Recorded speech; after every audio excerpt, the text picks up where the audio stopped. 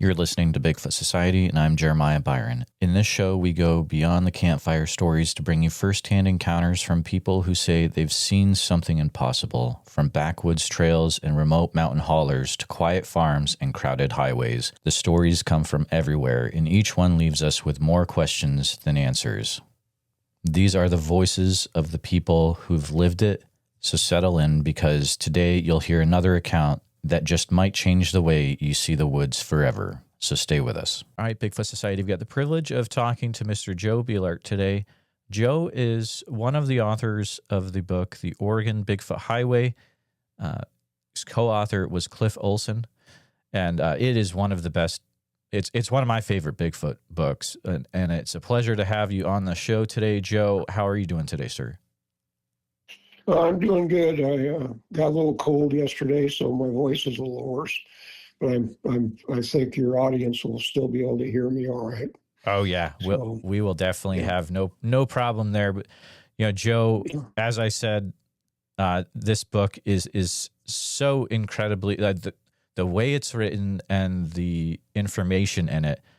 Yeah, I mean, if a Bigfooter doesn't have it on their bookshelf, even if they don't live in Oregon, I mean, they need to have it on their bookshelf. It is really, really that good. There's so many amazing stories in it, but someone who you go all over the place. You go to, well, of course, the Oregon Bigfoot Highway, which is Estacada down to Detroit on Oregon Scenic Byway number 5, of course, and then you do Mount Hood stuff, you do Gifford Pinchot. So you are all over the place back through the years. But, let's start with this, Joe. What was it that got you into this field to begin with, and how far back did that go? Well, I don't really like to talk about it, but one Christmas afternoon, late in the day, my nephews and I were driving around looking for deer out in the forest of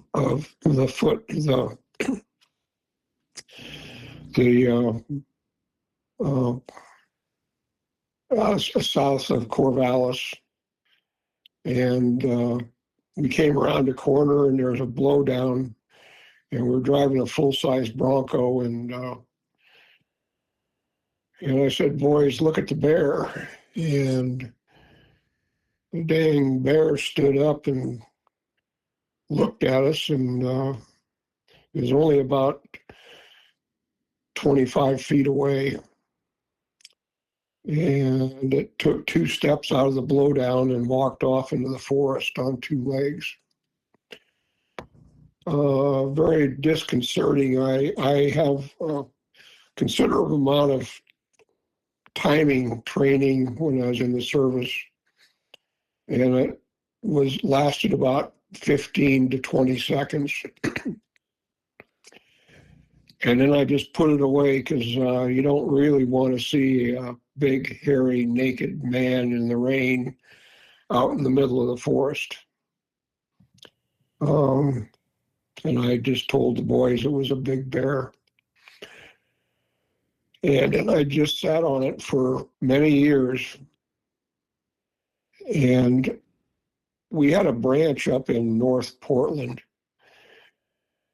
And I was just walking down the street, Lombard Street, one day, and waiting for, I don't know what, I was done doing whatever I was doing at the branch. And I came upon this bookstore. It was Ray Crow's bookstore, used bookstore. And I went in, and he had a bunch of Bigfoot stuff there. And so I bought some of it and left. And I came back in the next time I was up, about 3 weeks later, and went back in his bookstore and bought some more stuff. And the third time I went in, he had a copy of John Green's book with a dust cover, a real nice copy. And he wanted $50 for it. And to him, that was a huge amount, to Ray. And I plunked down $50, and that finally made him mad enough. He goes, "What are you doing? Why are you so interested in this stuff?" And I said, "Well, I really am just interested." And he says, "Well, come to one of our meetings." And the first meeting I went to was in his basement. It was the fire marshal closed it down finally because of lack of exits. And then we went over to Dad's, and I got to know some of the people, and they were good people. They weren't Dr. Lloyd Sipes, for instance, a retired veterinarian. I enjoyed him. Bill, I can't remember his last name right now. Bill Harper, he's a naturalist, very big on being outdoors and natural foods. And finally, I met Mr. Peter Byrne, and he came to one of the meetings. And Peter and I hit it off fairly well, although Peter had a kind of a unique personality.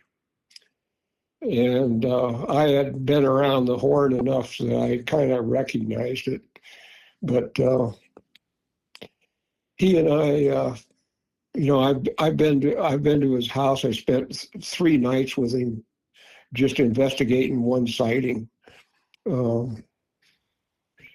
Anyway, I finally did a presentation and learned that I enjoyed to hear myself talk a little bit. And I have since done about a little over 80 presentations. I did every year at Home Valley when they were having that festival. There was 8 or 9 of those.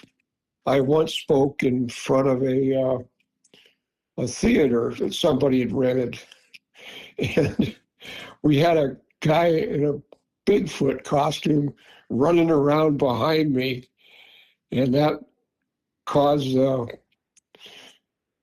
and we had some sheets up, and colored sheets, and that caused the audience to get really happy. I bet. The presentation part was very little of what I did. I finally decided to, I went out, after I retired, my high nights out in an unimproved campground was 23.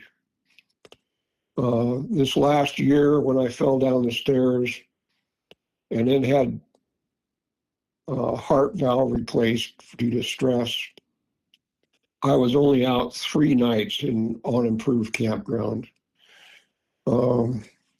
This year, I'm projecting going back up into the 10 to 15 range, I hope.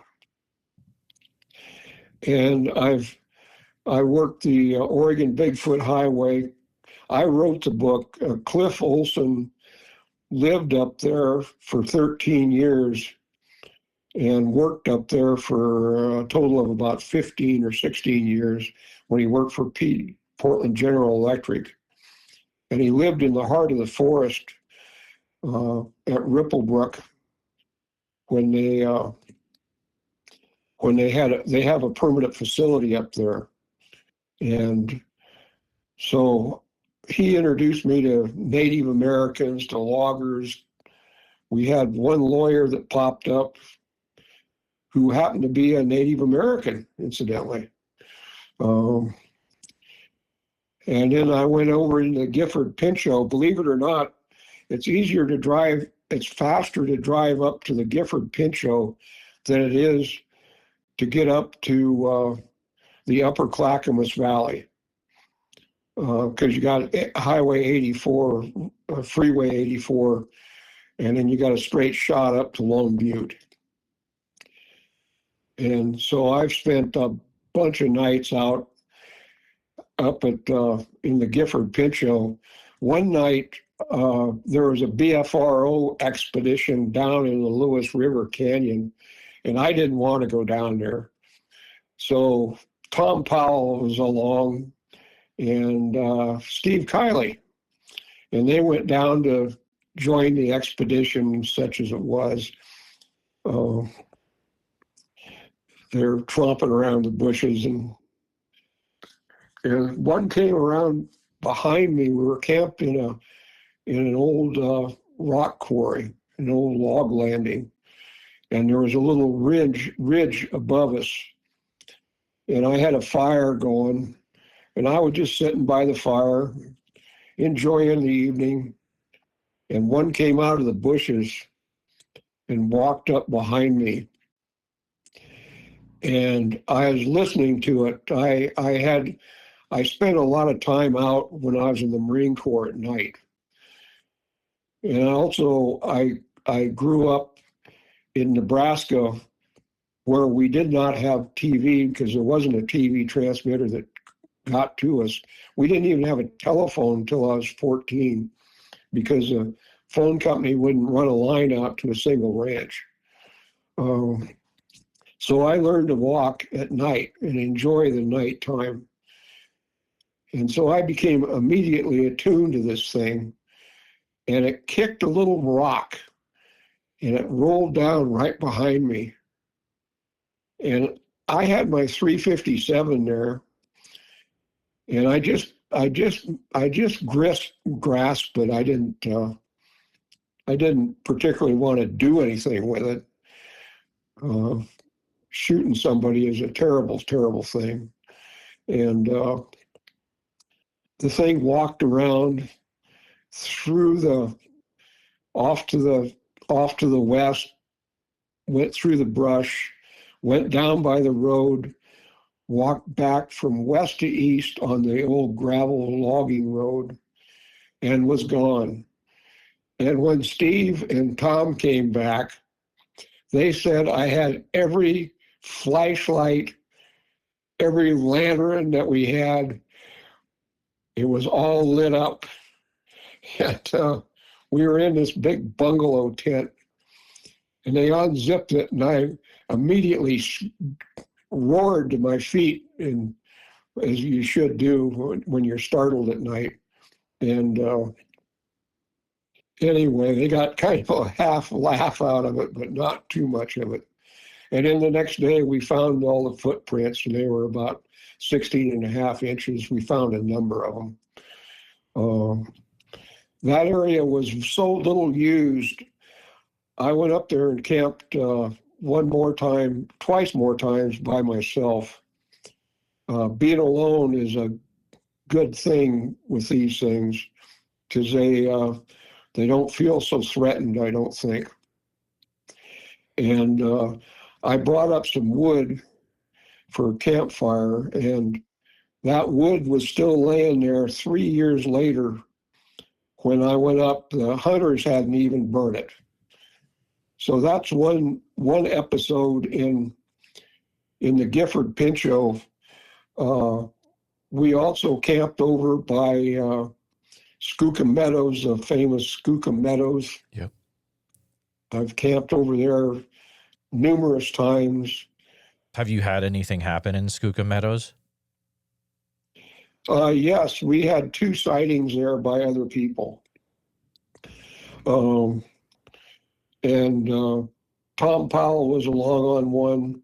A college professor was along on one. And the college professor brought along a graduate student who was about ready to get his PhD. And this is a amusing story to me. The graduate student wanted to get a taste of the wilderness. So he had gone down to some outfitting store and said, give me a sleeping bag and, whatever else I needed, and some pants and some hat and a tent. And it was a mesh tent. And he camped about a quarter air mile away from us, about a little over a third of a mile by logging road. And the first night when we woke up, and we had breakfast. He came in and he just looked terrible, just awful. And we didn't give it much thought, his first night out in the forest, and the owls and all that stuff. And the second night he came out and he just looked really terrible. Next morning for breakfast, I mean, he couldn't even hardly hold a cup. He was so tired. And we go, well, what's going on? Why are you not sleeping? And he goes, well, he's a pretty tall guy.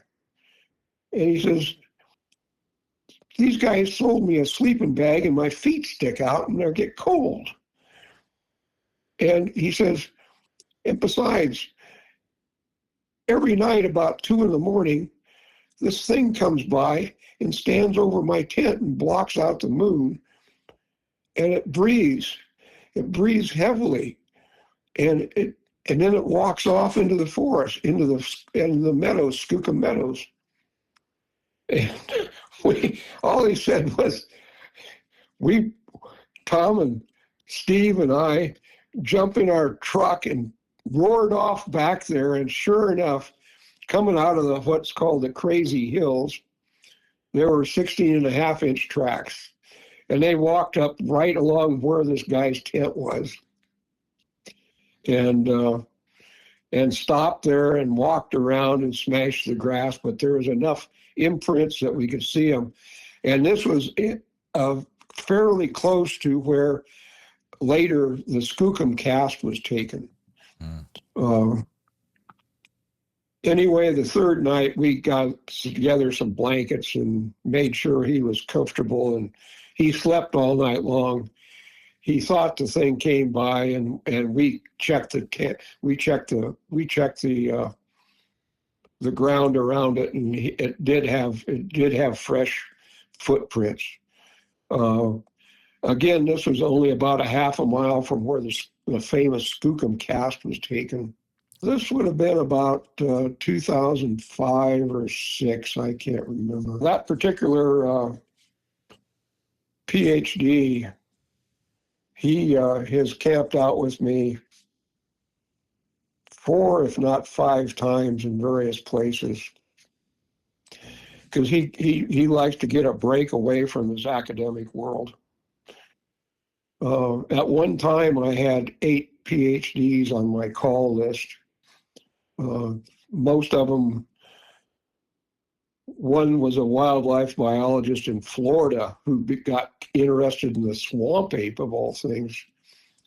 And he got a hold of me, and, he basically said, like all of them did, let us know if you find something. Since then, 3 of them have passed.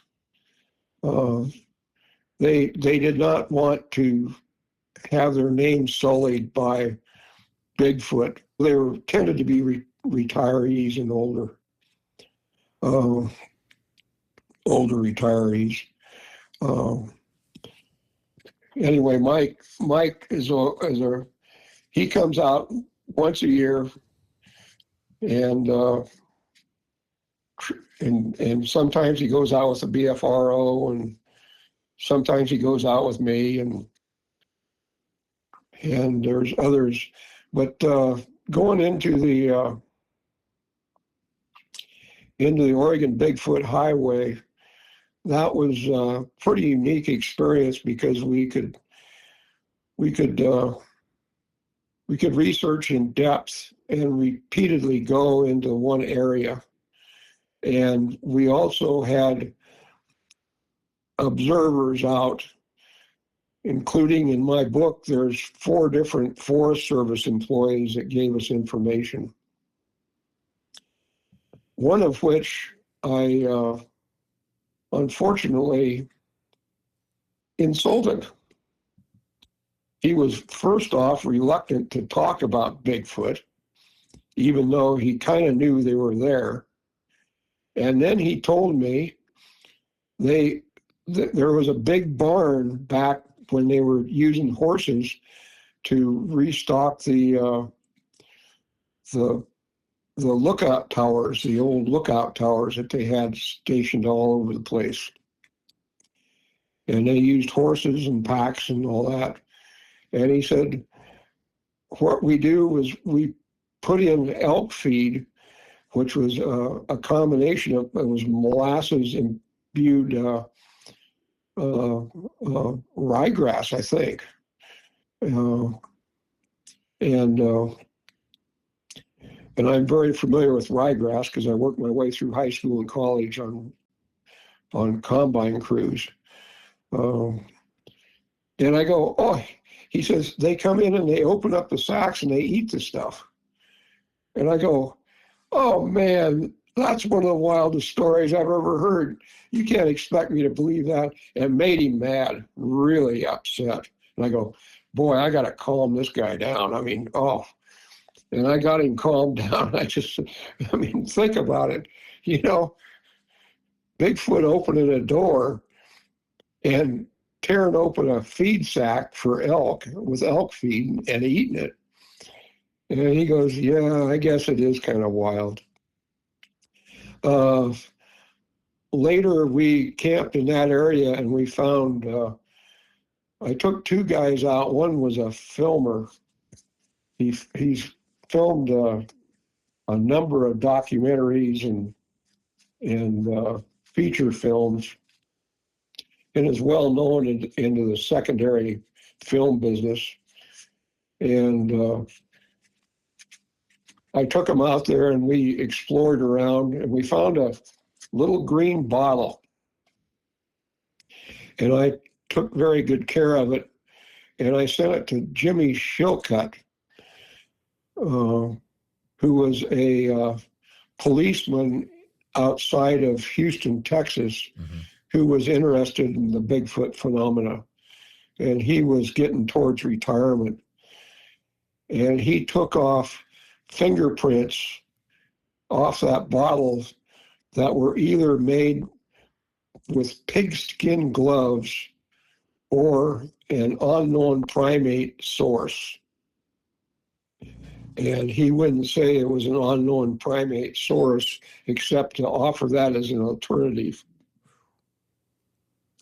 And also in that area, we put out offerings.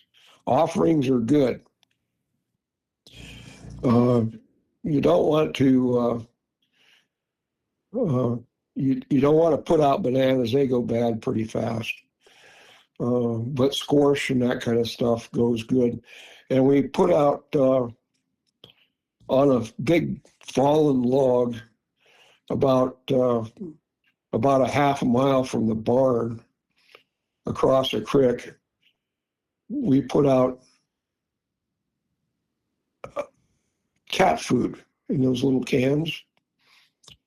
And one day we went over there to check the cat food, and sure enough, it had been eaten, and the cans were still sitting there along the log, which indicates that they weren't eaten by a bear or a raccoon or something like that, because they were cleaned out, but they were still sitting there in a line. But down by the creek, there was a beautiful footprint, about 17 inches long. Absolutely beautiful. And the guy with the film and his friend, Alex, is Blake Eckert is who it was, the filmer, and his friend Alex, they got so excited over this footprint, they slid into it, and we could only take a casting of the fork of the front part of the foot. Oh, was I disgusted. Oh man. I mean, it was absolutely beautiful footprint. Wow. Yeah. Anyway, that kind of stuff happens. Anyway, yeah. Offerings are good. I'm looking over at my one thing they like out there is boiled corn boiled in salt water. And they like that salt water taste. They do not like corn with with butter on it. We think the butter turns rancid. And I've got several stories about corn, you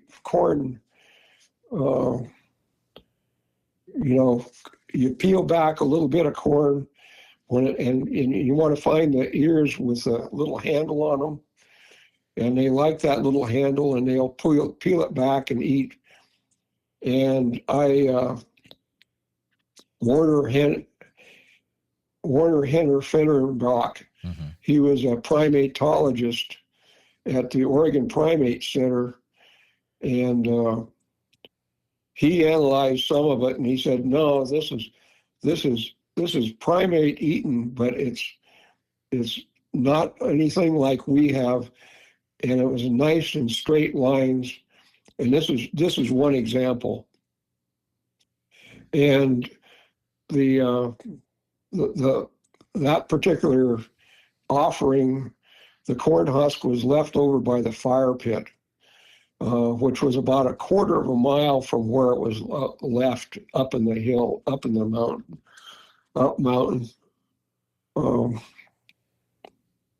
Yeah, Henner was quite a guy. He used to come to the Ray Crow meetings too. His wife and my wife both dislike bigfooting with a passion. But one night I was out with Sharon and we were sleeping out in the back of the truck open. You want to sleep out in the back of the truck or on a cot or something that's open, so they can see you and they'll walk around you and they'll look at you. And one morning we woke up, and sure enough, coming up out of the forest, walking up the hill, were about 17-inch long tracks. And it circled our truck, my full-size Tundra, and obviously looked at us while we were sleeping. I can go on and on about various escapades. One night we were up at what we call the New Rock Quarry, and there were 3 ice chests in a row. And I'd already been up there. It was one of my favorite places to go, especially alone. And one time I had a walking stick leaned up against the door hinge of the truck. And and in the morning, it was a gravel area, and it was just absolutely picturesque with a little seasonal lake at rock walls, beautiful piney maples, and my walking stick was gone. And I wanted it. I needed it. I like a walking stick. And I started looking around the quarry, and I found a game trail where the deer had come down, and the deer used it. And that walking stick was about 150 yards up that game trail. Something had picked it up off the side of my truck and taken it up there and walked off. We later found 16.5-inch and 15-inch tracks up there. That is a good place. But the big fires, there were terrible big fires in what was it, 2020 and 2022. And they've wiped out quite a bit of that habitat. Interestingly enough, there was a lake over the top of Thunder Mountain and down this is at the base of Thunder Mountain, or part of the base of it. It's called Skookum Lake. Yes, because Franzoni used to go there a lot, right? Oh yeah, Franzoni. Yeah. Oh yeah, I can. My great friend, Henry Franzoni. Right. Um, anyway, he used to go up there, but there used to be a road into the lake that's been, since then the Forest Service has deconstructed it. But that's a hard hike in over the top and then back up again. There's another creek in that area that's called Ogre, O-G-R-E Creek. Oh, wow. And it was a creek that was named by the surveyors that went up through there. You can only imagine what, and they were surveying for the timber companies or the timber harvest. But this was when it was still virgin timber. Mm. And I interviewed a architect, a retired architect, and he told when he was a youth, and they walked into a place called Round Lake, which was in the area, and about in the nighttime before they went to bed, they saw a tree stump out in the water. Well, when they got up, the tree stump was gone, and one of the three of them was not feeling well, so he stayed in camp. And one came around and started throwing rocks and raising hell, and the other two were out in an inflatable raft, and they came back in, and he was all upset. So it was a long walk in and a long hike out. And when they hiked out, the Forest Service was there because the Forest Service lookout towers had spotted a fire, and they were pretty upset that these kids were building a fire up there. So anyway, that's just another story. I don't want to bore your audience with too many stories, but when I started to get into this thing, I decided to make an acquaintance, and I was a regular correspondent with Mr. John Green. Mm. I met Renata Hendon in Larry Lund's basement for 2.5 hours, and he let us look through his projector, Steve and I, at the Bluff Creek film, his version of it. And neither one of us managed to get through. It was so vivid compared to what you see on TV that neither one of us managed to get through in 2.5 hours all the way through the film, the frames. Renee was very interested in what we were doing, and he was very polite and very nice.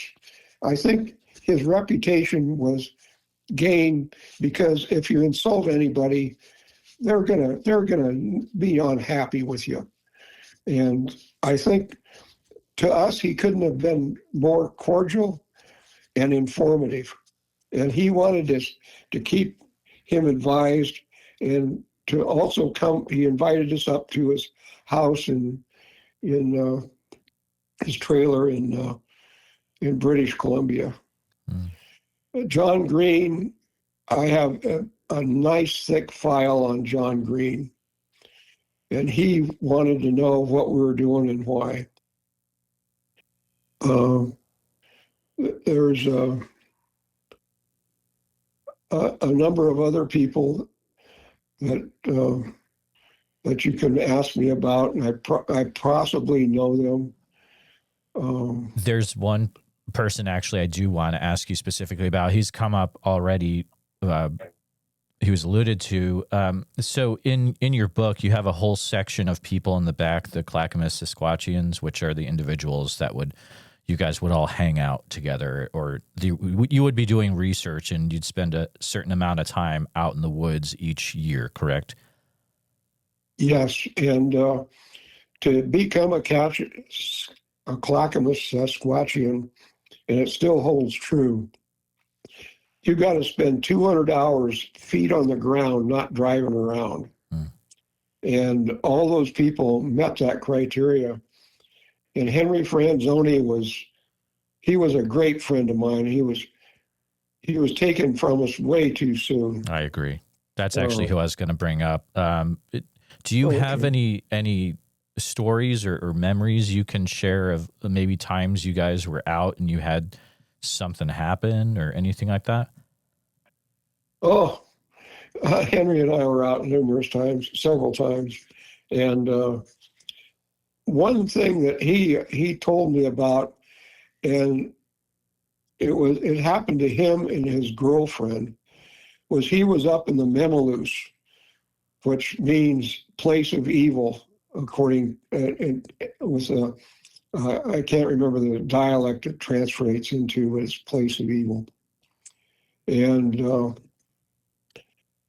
the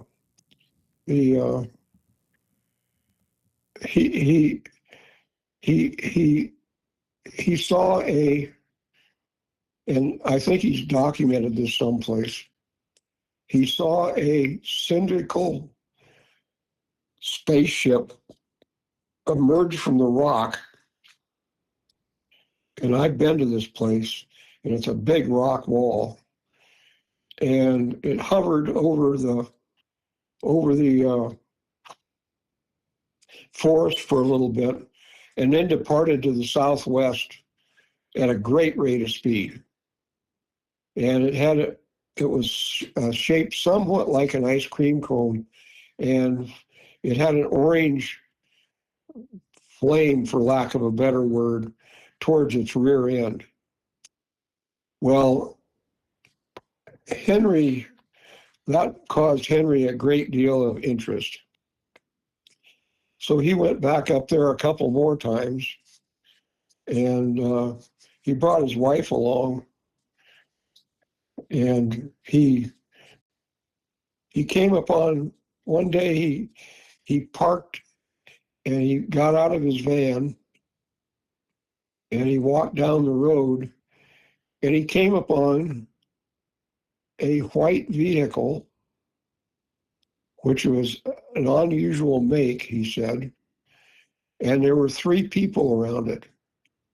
And 2 of them were men, slender men, dressed like men in black. And the third one was a slender woman in a red dress with bright red lipstick, but her face was pale. They indicated to him he did not hear them talk, but they talked to him in his mind. And they told him to get out of here now. Mm-hmm. Now, that is not the first time we've heard those words, get out of here now. And he and his wife decided it was time to beat feet. Right. So they went up to their van, and it was late in the day. And so they didn't want to drive out. So they spent the night there, and it was an uneventful night. But he told me that story at least 3 times, and it never wavers. Yeah, absolutely. I think he's actually, I had him on the show a few times, and I believe he shared almost the same exact thing. Like the details were very, very pretty much dead on. Yeah. Yeah. Well, I never have liked the Memalus, and I've gone through it and I've walked the area in the daytime, but I've never camped there. I just don't like the place. One time, Steve Kiley and I, before he unfortunately passed, right. I have a real bad tendency to associate with people that pass too early. he and I went up to the Clackamas, the Corvallis drainage, and he and I separated, and we were going up Pete Creek and Rush Creek, I think it was. I can't remember the other name. Pete Creek is one of them. And we were separated from each other. It was May, and we were out of shouting distance, but we were going up to an upper logging road and then making a circle back to the truck on a logging road. We were gone about 15 or 20 minutes, and I came out of the forest, and I had my 357 on and a water bottle, and I took off my web belt and tossed it in the back of the truck. And here comes Steve off of his, it was like a big V, and we were down at the base of the V, and he comes out of the forest and tosses he was carrying a 4570, a Marlin, I think it was. And he puts it behind the seat, and we get in the truck, and we drive off, and we drive all the way past Ripplebrook, about 12 miles. And then he says, "Did you hear anything up there?" And I go, "Yeah, something told me to leave here now." And he said, "That's what it told me, leave here now." And we didn't say another word. We were to Estacada and stopped and got a bottle of pop or something before we even said another word. It was stunning. It was startling. And we went back up there. Sorry, go ahead. We went back up. What? Go ahead. Oh, I just wanted to clarify real quick. So did you hear that verbally out loud, or was that telepathically inside your head? No, it was in my mind. Wow. And it was in his mind too. He did not hear it verbally out loud.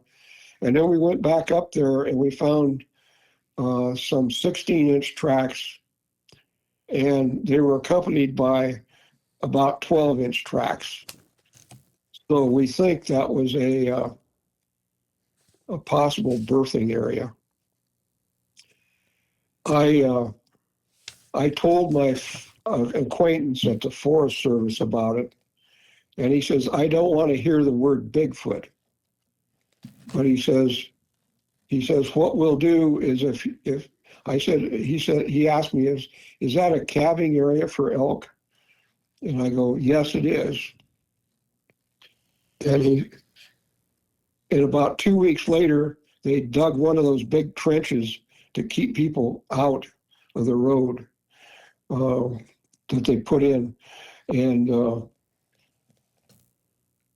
anyway, down below that, we and our Kylie and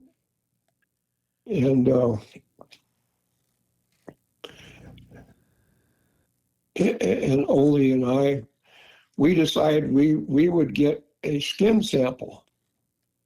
And what we did was we got stapled some hardware wire inside, cut it and bent it and stapled it inside of a 5-gallon bucket and put in all kinds of goodies in the 5-gallon bucket, like Spam and whatever, and drilled holes in the bottom of it so that the lettuce and that kind of stuff would drain out. And we ran it up a tree. We hung it up. I used some PVC piping and made we used it several times, way to put bags up a tree, hang it up. And then we got to thinking about it, these are our friends. And I talked to Cliff and he goes, I really feel, if you scratch somebody that much, you might get them infected. And we didn't want that. So after about a week, I went back up there, about 5-6 days, and retrieved the bucket. And sure enough, around the bottom of the bucket, and with some of the stuff taken out of it, was about 16.5-inch tracks. And then there was a game trail that went up a ridge up to the upper Colwash, and those tracks went up that ridge, and that's where and that ridge led to where Steve and I heard the words inside our head, "Leave here now."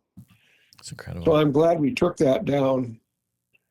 I'm also glad we took it down because the Forest Service law enforcement officer, they thought we were planting marijuana up there, and they'd taken to, when we came through Estacada, my truck, they had an informant group, and once in a while they would follow us up there, or me up there, or whatever, and they had found the bucket and found the tracks. The law enforcement officer told me about it. In fact, he gave me a report. What he did was he was talking to me at the filling station there in Estacada, and I had my map out, and he was getting ready to retire, and he says, "If I were you, this is where I would look for them." And he circled it so hard, he made it circle so hard that it indented in the paint of my Toyota. And it was about the upper Memaloose. And that's where Henry Franzoni saw the flying saucer or the flying cigar and had them run in with the men in black. Absolutely bizarre. And then he says, "Watch the mine shafts." And he said, I go up and eat my lunch and watch the mine shaft with my binoculars. And I said, "Well, where is that mine shaft?" He said, "Well, you should know roughly where it is." And he said, "The ground around it is all smoothed out and patted down, and the grass and ferns are patted down." He says that I think they live inside that entrance to the mine. Mm. And sure enough, on Dickey Peaks, which is, you can easily find them on the map, there is a number of mines. Do not go up there. Those shafts are still open, and the Forest Service tried to blast a bunch of them shut, but they're still open, and you fall down one of those shafts, you are dead. That's as simple as that. So you can go up there and look for the mine shafts, but you better do it by binocular. Absolutely. I want to jump in for a minute because I think this would be a good time to say it, is the Oregon Bigfoot Highway, and you write about this in the beginning of your book, it is a thing where you don't really take it lightly at all. You need to make sure you have spare tire, plenty of extra gas in a can. Like, you have to be ready for the worst possible thing to happen if you go out into this territory. Yes, I'll give you an exact example of that. I used to go out quite a bit by myself and spend the night out because I think they liked it. They like a single human being. And I was up on, what the heck was that mountain? Anyway, it's about an hour and a half outside Estacado. And I went up there and I was fully prepared, and the wind started blowing. And this is just one example. And the wind became a howling fit. And I had a Brunton wind indicator, which means you held it up in the wind, and it was about 66 to 70 miles an hour. Oh boy! And it was a terrible storm, and I backed up, clear up underneath the trees, and the limbs were flying off, and I didn't not want a limb to. I backed in so that if a limb came in, it would come in through the rear of the truck, hopefully, and avoid me. And the next morning, I got up, and there was so many blowdowns that it was a wonderful experience. But I mean, the wind was just. I have been in a hurricane, 2 hurricanes, when I was in the Marine Corps and Navy, and the wind was like that, and there were trees down every place, and I ended up coming out down by Detroit because of the fallen trees. Wow! And it took me most of the day to get home. Yeah, that's just one example, but that was an amazing windstorm. Joe, that's absolutely incredible. It's a great example of how you really don't mess around when you go in there, or any of the wooded areas of Oregon for that matter. I want to take a little detour in the last part of our interview together. I've been talking to a gentleman on the show a few times now, and you've come up. His name is Gary Allen, and Oh, sure. yeah, right. And so I was gonna see if we would get here, but I'm just going to launch right into it. So he's got some really interesting stories, and we'll say it's around the Mount Hood area. And he just told me one. This is actually, it was yesterday, and he told me, man, you've had some really interesting things happen in this area that you guys are researching around Mount Hood. Oh, absolutely, absolutely. His wife has horses. Right. And this is the 3rd time I've run into this. Actually, Banyonoff's book, and I cannot recommend it highly enough. Banyonoff, in the footsteps of the Russian snowman. There's a farmer in Russia whose horses were their manes were being braided. And he stayed up in his hayloft one night, and one of these things came in an almasty and braided, and the horses stood still, and they braided their hair. Wow. I was walking one night. I went for a long walk. I recommend this if you're knowing how to do it. Walking at night, carry a flashlight, but don't turn it on unless you absolutely have to. There's a technique for walking at night, and I use it. And I walked, believe it or not, 1 mile away from our camp. It takes about an hour and a half one way. I was gone about 3 hours. And the other guys, I told them, who was along with me?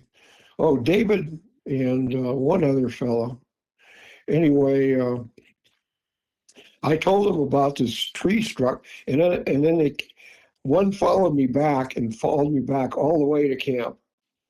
And then in the morning, it had stomped around. Man had slept in a tent with a vent on the top, like the guy up in Skookum Meadows, and the other fella, he believed in the little people, but I've been told by at least 3 different Native Americans that what we're looking for is the wrong thing, that the little people are much more numerous, but you got to be where they're at. And this fellow that was with us, he managed to stay awake all night long. And he said the little people came out about 3:30 in the morning. Anyway, we went back up to the place where I described it in the moonlight. And sure enough, it was about a mile away. And then we went on further and we stopped at a horse camp. And they were getting ready to leave, and I was curious because it was the middle of the week, and I was curious about. And they said, and one of the women said, "I just want to get out of here." And she says, "And something's coming into our camp at night, and it's braiding the hair of our horses." And I took pictures of it, and sure enough, here's this, and it wasn't wind braids; it was braiding. Gary Allen, his wife has horses, and she brings them and she rides them, and they've had horse braids at least 2 times when we're up there. Oh my goodness. At least. Okay. And Gary rides an electric bike, and he has seen them at least 3 times in that area. I have camped up there by myself, and I've heard them smashing around and crossing the creek, but I haven't personally seen one myself. There's a humorous story about Peter Byrne. Peter Byrne managed to get a lot of money from a couple of sponsors, and they set up a real high tech at the time transmitting station and got permission in Bull Run to set up cameras. Whoa! And they didn't get. And this is well documented, and they didn't get anything. Well, on the way out, they had an Indian, a Native American that worked up there, and with them. And he worked at the Bull Run Reservation too, for the watershed. And he says they put their stuff in the wrong canyon. The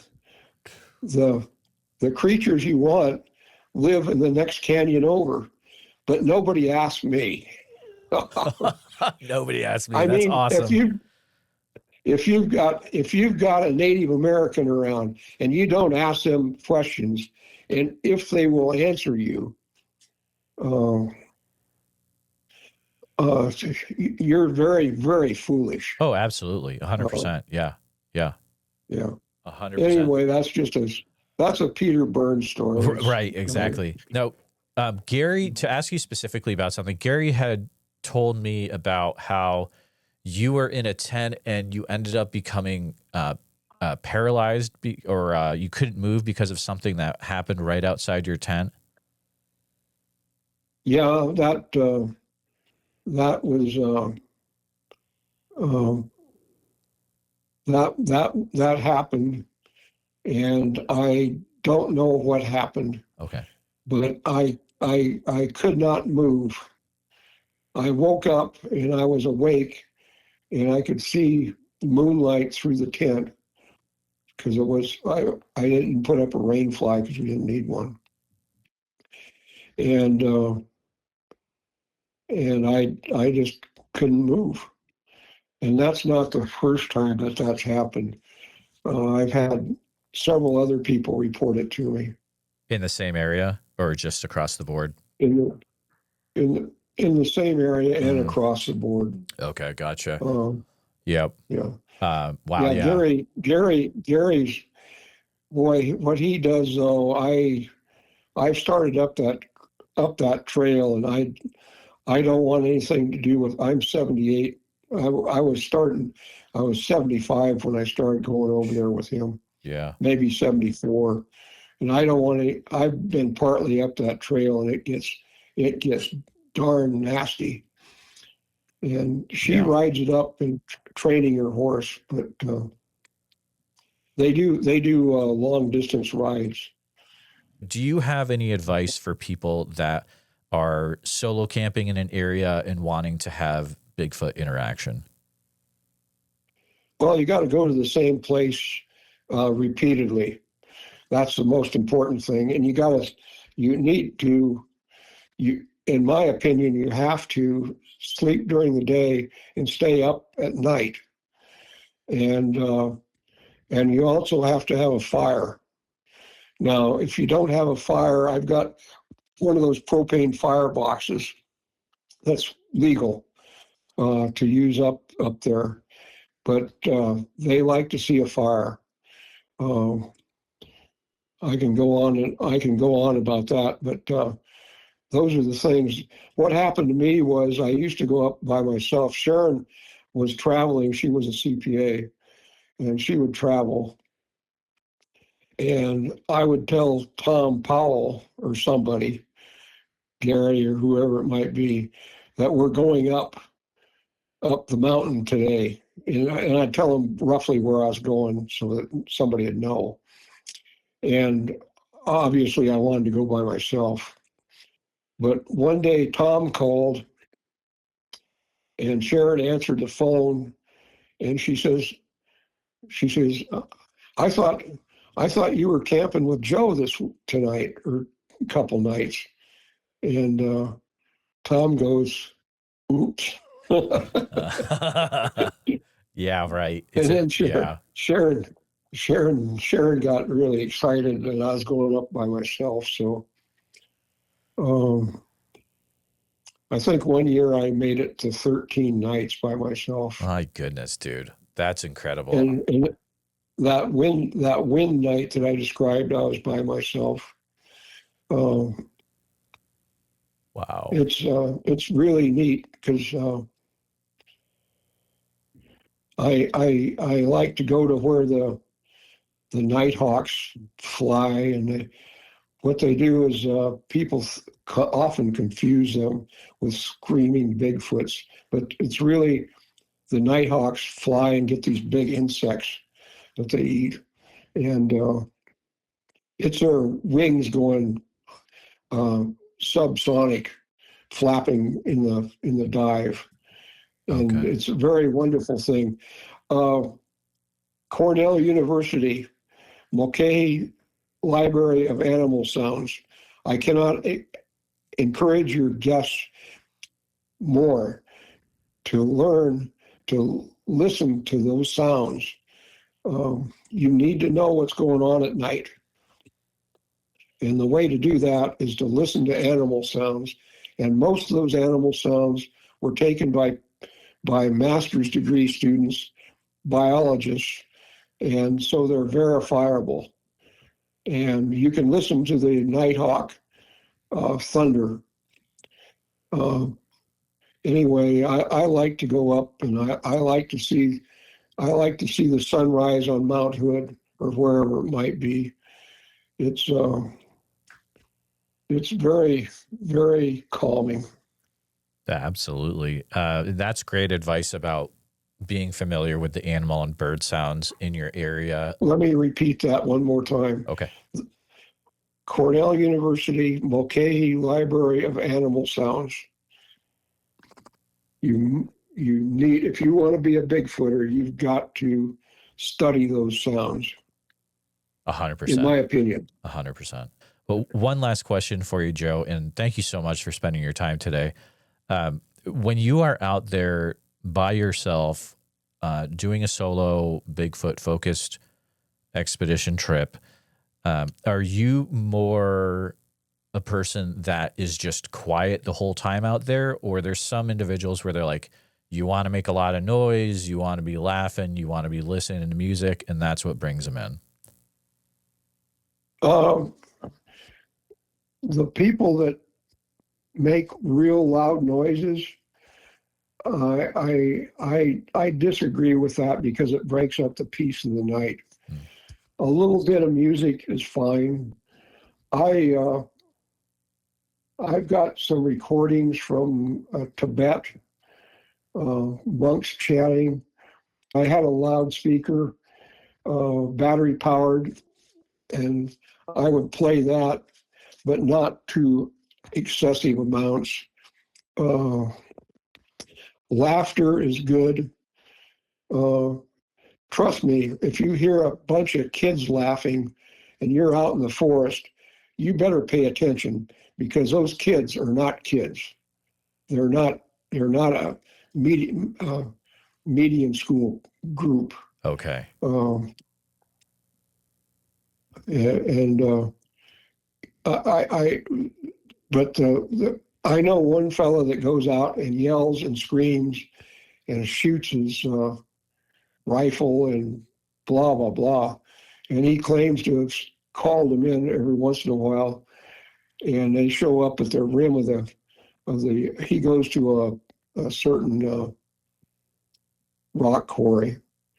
Rock quarries are your friends because they can look down upon you.